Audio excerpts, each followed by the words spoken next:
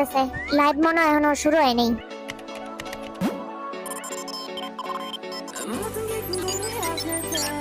ওই তুই আবার এই থাম্বনেল দিছস কি লিখা ছড়াই না।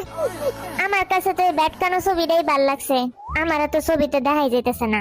দূর বেড়া 2 বছর পরে ছবি দিছস। আমার ইদানিং একটু ওজন কমাইতে হইব। বুঝতেছি না ওয়াইফাই সমস্যা নাকি। 2 বছর পর লাইভে আইছি, তাও এত কম মানুষ আইছে, এটা তো অবিশ্বাস্য ব্যাপার। মানুষ কই গেল? সবটি মনে হয় ঘুমায় আছে। আমার মনে হয় নেটওয়ার্কের সমস্যার কারণে মানুষ শো করতেছে না লাইভে। তুই দিছস একটা পচা থাম্বনেল। এই থাম্বনেল বাদ দিয়ে চুসক লাইভ 3 বছর আগের একটা ছবি তুলছে, ওটা দিলেই পারতি। 3 বছর হয়ে গেছে? ওরে বাবা, অনেক দিন হয়ে গেছে তাইলে। আচ্ছা, প্রায় 3 বছর। সিরিয়াসলি জিমিন এটা কোনো ছবি দিল? কেন, সমস্যা কি? মনে হইতেছে 3 বছর পর ঘুমেতে সবাই আমরা উঠছি। সকালে কি আজকে নাস্তা করছস? না রে, নাস্তা করার টাইম পাইনি, এই কারণেই তোর আজকে হুগনা লাগতেছে। ইদানিং আমার একটু কম খাওয়া দাওয়াই হইতেছে।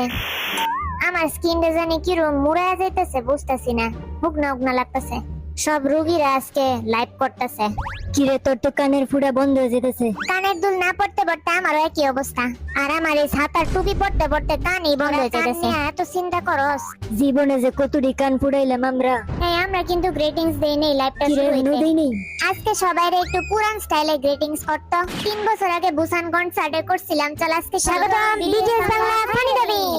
স্টাইলটা কিন্তু সেই।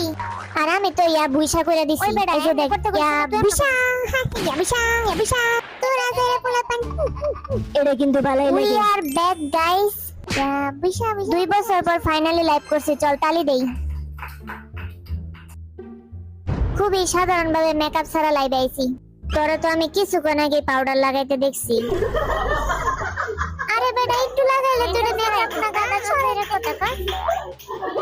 যাতে এত পোলা সরেনতে মান সম্মান নষ্ট। সেলিব্রিটি মানুষ একটু মেকআপ দিতে আরে ব্যাপার না। কেন জানি আমি অনেক গাইমা যাইতেছি ভিতরে। গাইমা তো আমার যাওয়ার কথা, লাইভটা শুরু হইতেই মনে করছি কেউই আইনি। গামতেছস আমিও। সবারই অবস্থা এরকম বাহনের মতন হয়ে আছে।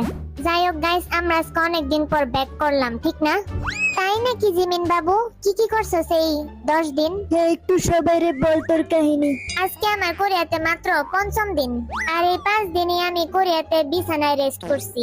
যাক, রেস্ট করে ভালো কাজ করছস।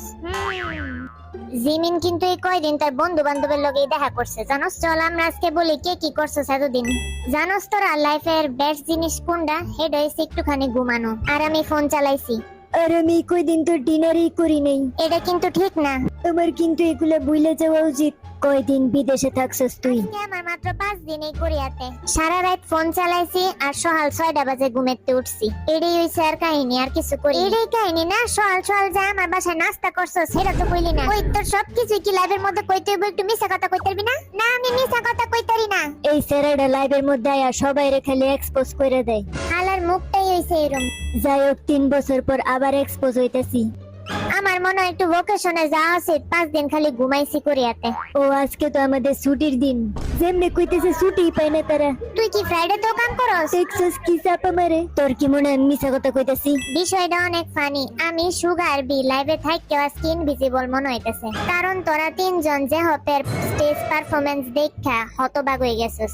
সেই করছস 2025 এর সবথেকে বড় শকিং একটা পারফরম্যান্স করছে যে হপে। আমি তো পুরাই অবাক দেখা, এটি কি করলো। তারপর কয়দিন আগে জিনে যে তুই একটা পারফরম্যান্স করছস, তুই তো মনে করছস যে হপের মতন ফাটায় একটা মাইয়ার লগে কনসার্ট করবি, বাট হইলো না। আর ওই শুন, জিনে চ্যালেঞ্জ দিছেন অনেক বেশি চ্যালেঞ্জ দিছে যে সে করে দেখাইবো, বাট এক্সপেকটেশন ভার্সেস রিয়েলিটি কি আছে? আমিও খালি ভাবলাম হালাটা করলোটা কি কনসার্টের মধ্যে। আমি তো এদিন হাসতে হাসতেই শেষ। রে তুই বারবার খালি এই ধরনের চ্যালেঞ্জ দিস কি লিগা? যে চ্যালেঞ্জ তুই করতেই পারবি না যাইরা।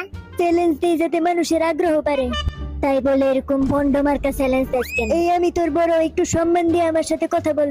আমি তো সবাইরে পিয়ানো চ্যালেঞ্জও দিছি আজকে। হ্যাঁ, তুই পিয়ানো বাজাইতে পারোস? আসলেই আমি তো শক খাইলাম। আমি 2 সপ্তাহ যাবত পিয়ানো ক্লাস করতেছি। আর আমার অনেক ইচ্ছা যে একদিন আমি পিয়ানো বাজাবো সবার সামনে। আর হবি আমারে দেখে কই, কিরে তুই তো পিয়ানিস্ট হয়ে গেছিস। না যাই কস, আমি কিন্তু অনেক শক পাইছি জিনের কথা শুননা। তার মানে সামনে জিন সারপ্রাইজ দিব। তোর কনসার্টের দিন যেমনে পিয়ানো বাজাইতেছিল স্যারেন্ডি, আমার তো ডরই লেগে গেছে। হ্যাঁ আমি ওই জিনিসটা খেয়াল করছি। আমি তো দোয়া করতেছিলাম একটা মিস্টেকও যাতে ওই টাইমে না করে। তাও তোর ব্যাক ডান্সাররা ভালোই আছে, মিস্টেক কম করে। আমি অনেক বেশি সিরিয়াস তাই যখন আমি পিয়ানো বাজাই, যার কারণে আমার কোনোদিনও কোনো মিস্টেক হয় না। কি রে, এটা আবার কোন ধরনের টি শার্ট? এটা হচ্ছে আমি আমার নিজের ফ্যান টি শার্ট, কারণ আমি এসি ওয়ার্ল্ড ওয়াইড হ্যান্ডসাম। জীবনের ফার্স্ট টাইম দেখলাম নিজের ফ্যান টি শার্ট পরতে। কি এটা বাচ্চাগুলোর মতন পড়ছো সাজাইরা? এই জিনিসটা একদিন হবির কনসার্টে পরে যাইস, সবাই তোর দিকেই চেয়ে থাকবো। পরে ফ্যান্সরা কইব জিন নিজেরে প্রমোট করতে আইছে। কে আমি কি নিজের টি শার্ট নিজে পরতে পারি না? দেখা গেল তুই যে হবের কনসার্টে আয় আর নিজের টি শার্ট এমনি দেখাতে চাই, দেখ আমার মাথা, আমার টি শার্ট, দেখ তোরা সবাই আমি ওয়ার্ল্ড ওয়াইড হ্যান্ডসাম, আমি একমাত্র সেরা এদিকে। তখন যে হবের কোনো বেলই থাকবো না এই কনসার্টে। যাই কস, যে হবের কনসার্টটা সেই হইছে। হ্যাঁ, কনসার্টটা শুরু হওয়ার সময় যে হবের মাইকটা করে থুবড়ার সামনে এমনে এমনে বলডা এমনে বুইরা গেল গা। আরে এটা 2025 সালের স্টাইল। হ্যাঁ ঠিক কইছস, কিন্তু চারিদিকে ফ্যানগুলা যে হব যখন মাইয়ার লগে ডান্স করতেছেন সব কিরম হাউকা ভাবে চিল্লাইতেছেন। আর কিছু কিছু মাইয়া এমনি কিস করতেছেন। কারে কিস করতেছেন।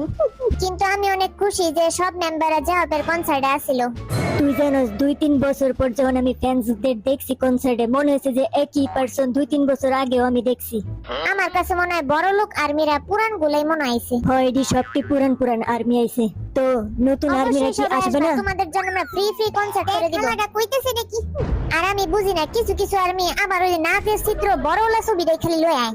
তারপর কনসার্ট হলে আমি সবচেয়ে বেশি ডরে ডরে থাই যে কোন না কোন সময় ফালতু ছবি দিয়ে লই এবং ওই ছবিটা পরে ইন্টারনেটও ভাইরাল হয়ে যায়, টিভিতেও দেখা দেয়। কি একটা মুসিবত।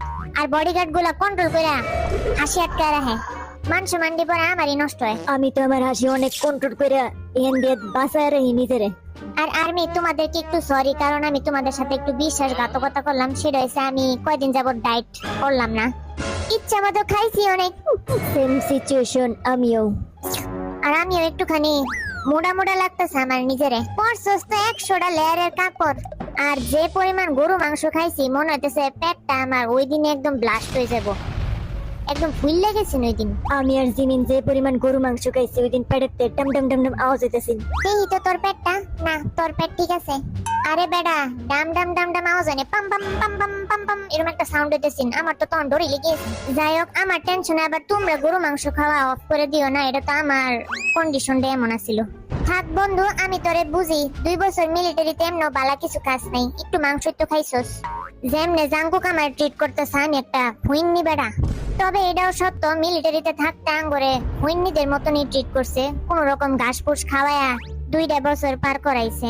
থাক বেড়া, আর চাপা মারিস না। তোর কাছে কি মনে হয় আমি চাপা দিতেছি?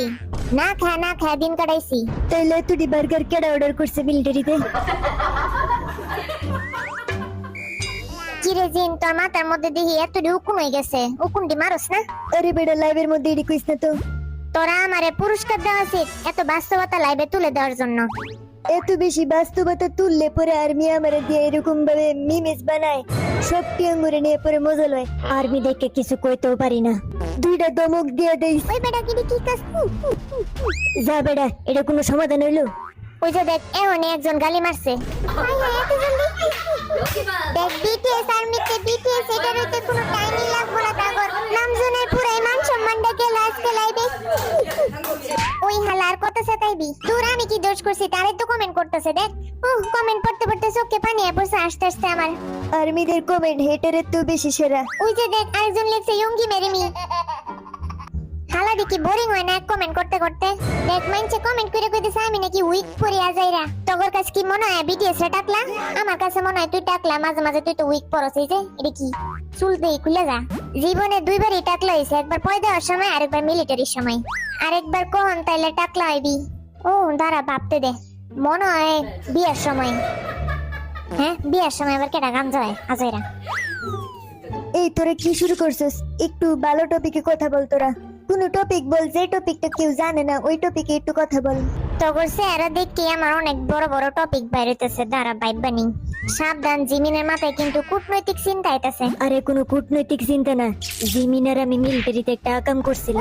আর শিট ভুলে গেছি, একটু লাইভ হইতেছে। শিট শিট, একটু সাবধানে কথা কয় রে। আমরা OT7 সবাই মিলে এই সামনে বছর জুলাই মাসে নতুন অ্যালবাম বানাবো। আজকে তো জুলাই, তার মানে আরো 1 বছর, ঠিক না? 2 বছর অপেক্ষা করছে, আর 1 বছর অপেক্ষা করতে কি? কারণ আমাদের ভিতরে এখনো সবারও সোলো অ্যালবাম বের করা বাকি আছে, তারপর তাদের সোলো কনসার্ট, সবকিছু শেষ করতে করতে আগামী বছরের জুলাইয়ের মধ্যেই মনে করো শেষ হবে। আমি চাই আর্মিরা সবাইকে যেন অ্যাটেনশন দেয়, সবার সোলো অ্যালবামে, সবার সোলো কনসার্টে। এটা হচ্ছে আপাতত আমাদের এই বছরের টার্গেট। অনেকেরই কিন্তু বাকি আছে। তো একটা স্প্রিং ডে শেষ হতে আমরা আরেকটা স্প্রিং ডে তে এখন মুভ করব। আর এটা আমাদের সবথেকে বেশি স্পেশাল একটা প্রজেক্ট হবে, কারণ OT7 আবার ব্যাক করতেছে। তোর টি শার্টের মধ্যে জানি কি লাইক গেছে, জিমিন চা দেখ তো এটা কি? আর কিছু না, একটা পাখি আয়া একটু ভালোবাসা দেয়া গেছে। আমরা কিন্তু এখন থেকে প্ল্যান করতে পারি কি কি প্ল্যান করা হবে নেক্সট অ্যালবামে। এইবারে চল সবাই এক একজনে 52 কালার চুল করে অ্যালবাম বানাই। কার কিরম চুলের কালার হইব?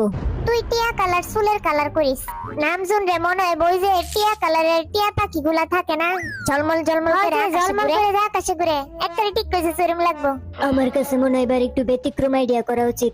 তাইলে এবার তুই মুরগির মতন হলুদ কালার চুল করে সেটা বানাইবো, আর্মিরা দেখতে অবশ্যই পাগল হইব। আমার কাছে মনে হয় তোরা এডি না কইরা সবার চুলের কালার সাদা কালার কইরা দেওয়া উচিত, কারণ আমরা বুইরা হয়ে যেতেছি, বয়স তো বাইরে যেতেছে। সুগার কিন্তু চালাকিটা ভালো আছে, আগের থেকে যদি গ্রে কালার করি তাহলে বয়স হলেও বুঝবো না আমরা যে বুড়ো হয়ে গেছি।